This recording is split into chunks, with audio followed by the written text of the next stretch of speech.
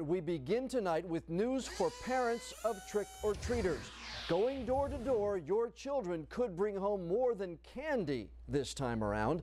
Fox 26's Claire Sims live in the studio with some tips on how to keep your kids healthier this Halloween. Claire? Well, John, trick-or-treating is all about the candy, but if you're not careful, your kids could also pick up an infection. If you're one of those parents who inspects every piece of your child's Halloween candy, this year you'll want to be on the lookout for a danger you can't see. Shigella. This is just an unusual year. That's why we really wanted to get the word out.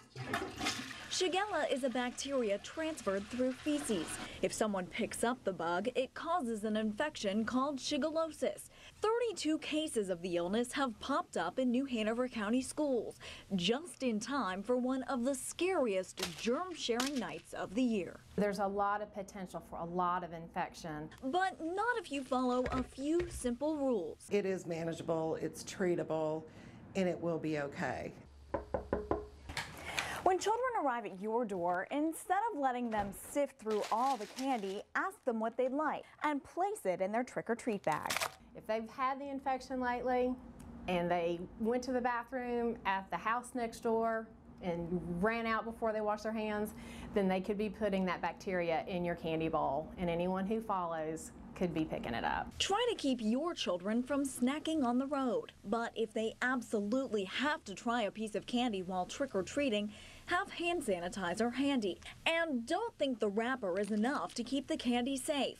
Health experts suggest you empty the candy onto a paper towel and then make sure your children wash their hands before eating it. That way, if the outside of the wrapper's been contaminated with germs, then they're washing their hands, removing that germ, and then eating the candy. Some simple tips to make sure the scariest night of the year doesn't make you sick. These rules also apply to preventing other illnesses like cold and flu. Reporting live in the studio, Claire Sims, Fox 26 News.